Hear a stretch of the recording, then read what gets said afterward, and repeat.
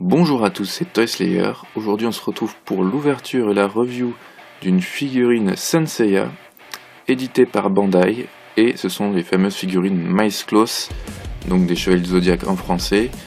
Aujourd'hui c'est le personnage de Seiya dans la version française, et la gamme de ces Miles Claws est un peu particulière, il s'agit de la gamme Appendix, comme vous pouvez le voir ici. Donc ce ne sont pas des figurines Miles Claws habituelles, cette gamme Appendix.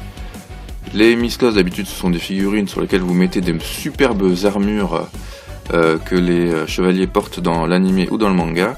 Ici la gamme Appendix est un peu particulière, on trouve dans cette gamme des bustes de personnages, des accessoires, ou comme ici, le personnage de Seiya en mode casual, c'est-à-dire sans son armure, avec des vêtements qu'il porte dans la série, c'est-à-dire un espèce de polo rouge à manches courtes, avec des espèces de, on voit ici, turban rouge, alors je sais pas comment on appelle ça, si c'est des poignées de force ou pas, son jean et ses baskets tel qu'il est en fait dans la série animée, vous avez l'aperçu ici.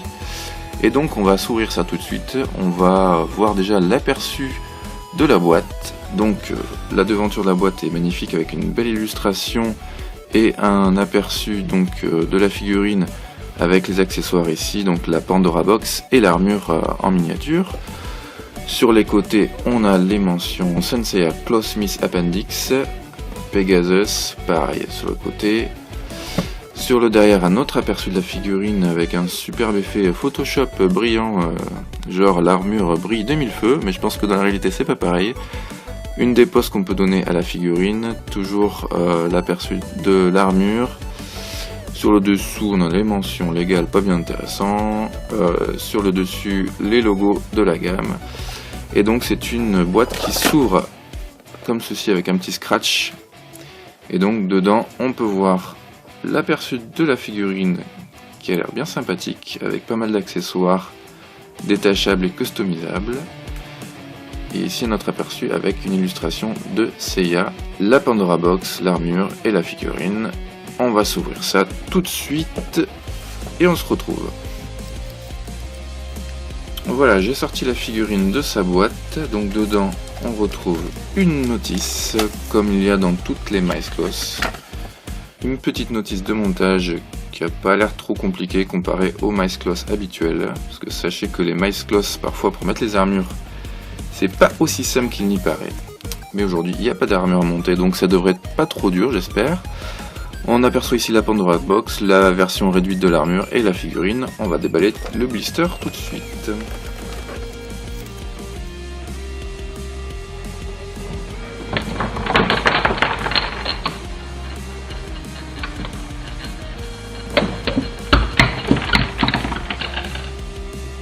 Donc voilà à quoi ressemble la figurine une fois que tout est déballé. Donc au niveau des accessoires, on retrouve des lanières qui servent à attacher la Pandora Box qui est ici même. Donc on l'attache évidemment dans le dos de Seiya. Plusieurs paires de mains, si vous voulez lui faire des mains ouvertes pour qu'il tienne la lanière dans sa main, ou des poings fermés pour faire un météore de Pégase. La réplique de l'armure en miniature, avec un plastique brillant, du plus bel effet, qu'on peut mettre comme ça par exemple, si vous voulez faire des petites poses sympas dans vos vitrines ou des dioramas, ça peut être rigolo. Des petites attaches justement qui vont venir se fixer derrière, en fait vous voyez qu'il y a des trous, donc ces attaches viennent se fixer dedans pour pouvoir ensuite mettre les différentes lanières. Bon, je vais pas m'amuser à le faire devant vous, je sais pas si ça va être très intéressant en vidéo.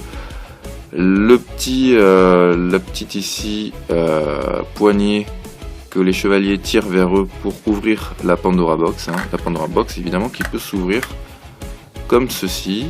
Vous imaginez les petits décors qu'on peut faire en posant l'armure comme ça, on peut vraiment s'amuser. Pour tous ceux qui sont fans de diorama ou de poses, pour faire des poses sympas dans leur vitrine, il y a de quoi faire. Donc comme la Pandora Box en plus qui est très bien ornée avec des motifs qui sont très fidèles à la série, avec même des petites traces d'usure, c'est très léger, mais il y a des petits, détails au niveau du sculpte qui sont très sympas. Donc vraiment l'armure de Pégase très fidèle, enfin la Pandora Box. Au niveau de la figurine en elle-même, la figurine de Seiya est plutôt chouette, hein, je la trouve bien réussie. La tête est plutôt fidèle. C'est pas non plus à se rouler par terre, mais on reconnaît bien Seiya. Les vêtements, c'est ce qui me faisait le plus peur. En fait, j'avais peur que les vêtements soient trop larges. Et bien en fait, c'est plutôt acceptable, hein. On a un polo qui tient bien son buste, hein. C'est pas un polo dans lequel il nage. Le jean, c'est un peu plus large, mais bon, si vous faites en tirant bien dessus comme ça, c'est-à-dire en étirant bien son jean et en le tirant un peu vers l'arrière, on arrive à pareil un jean qui est plutôt acceptable, hein. C'est pas un jean qui est trop bouffant. On n'est pas dans les figurines Star Wars où parfois on a des rendus vraiment horribles avec des tuniques et des vêtements en tissu trop large. Là ça va, quand on pose de loin, ça fait pas trop ridicule. Franchement, quand vous tirez bien sur les tissus, vous arrivez à quelque chose de vraiment sympa. Les baskets aussi sont très bien faites, hein. Donc le personnage dans son ensemble est plutôt très fidèle, moi j'aime beaucoup. Au niveau des articulations, vous avez une articulation au niveau du cou, de l'épaule. Ici, l'arrière-bras et l'avant-bras sont articulables, le coude, le poignet. On est vraiment sur les mêmes articulations d'une Miles Claws habituelle. Au niveau du buste, pareil, ça peut s'articuler. Pareil, au niveau des jambes, pas mal d'articulations. Le pied aussi. En tout cas, vous avez de quoi faire avec toutes ces articulations des poses très sympathiques. Et d'ailleurs, c'est ce que je vais essayer de faire tout de suite. Mais avant, on va la mesurer, cette figurine, voir combien elle fait. Hop, on la mesure. En partant du bas, on est sur quasiment du 16 cm, 15-16 cm. 16 en comptant les cheveux. Donc c'est une taille raisonnable et qui s'inscrit donc dans la gamme des Miles Claws. On se retrouve juste après. Je vais essayer de faire une petite pause sympa avec cette figurine et on se quittera en parlant du prix. Donc voici un exemple de pose que l'on peut donner à la figurine avec en plus ses accessoires. Donc j'ai imaginé Seiya en train de lancer un météore de Pégase avec le poing en avant, tout en tenant sa Pandora Box au sol par la lanière, et dessus la petite armure de Pégase en train d'apparaître. Bon, vous voyez qu'on peut s'amuser à faire plein de choses, on peut lui faire tenir l'armure dans le dos. Il faut savoir que la Pandora Box étant vide et étant en plastique, elle n'est pas non plus très lourde, donc on peut lui faire une pose debout avec la Pandora Box dans le dos. Là je l'ai pas faite parce qu'il y avait plein de petites choses à clipser, ça aurait été un petit peu long. Je veux pas que la vidéo non plus dure plus de 20 minutes. Donc voici une pose très sympa que vous pouvez lui donner et vous pouvez en plus le faire poser à côté d'autres Miles Claws avec leur armure. Je trouve que c'est une très bonne initiative d'avoir sorti ces figurines en mode casual, c'est-à-dire avec leurs vêtements habituels lorsqu'ils ne sont pas habillés avec leur armure de chevalier. Dans la même gamme, vous pouvez aussi trouver Shiryu, dont on fera la review très bientôt. Et au niveau du prix, c'est évidemment moins cher qu'une Miles Claws parce qu'il n'y a pas beaucoup d'éléments, il y a beaucoup moins d'éléments en tout cas. Vous n'avez pas toute l'armure pour habiller le personnage. Donc ce sont des figurines qu'on trouve aux alentours de 40 €, on va dire, c'est le prix moyen. Tout dépend si vous passez par un revendeur français ou si vous passez par l'importation. Mais voilà, aux alentours de 40 €, même un petit peu moins si vous les trouvez d'occasion, un petit peu plus si vous les faites importer directement d'un pays asiatique ou directement du Japon. Au niveau des points négatifs sur cette figurine, j'aurais bien voulu d'autres visages, parce qu'en plus c'était possible, hein, le visage peut se déclipser. Donc j'aurais bien voulu un visage avec la bouche ouverte pour par exemple lui donner la pose complète quand il lance son météore de Pégase avec la bouche ouverte.